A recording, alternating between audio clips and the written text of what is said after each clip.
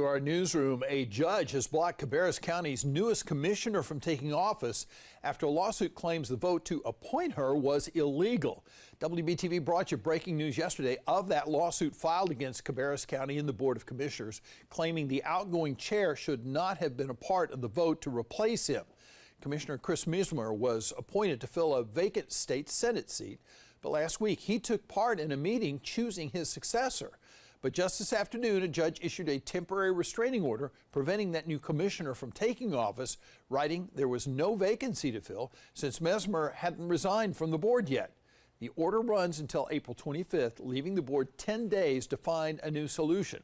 If they can't vote to approve a new commissioner in 60 days, state law requires the clerk of Superior Court to choose someone to fill the vacant seat. A chemical leak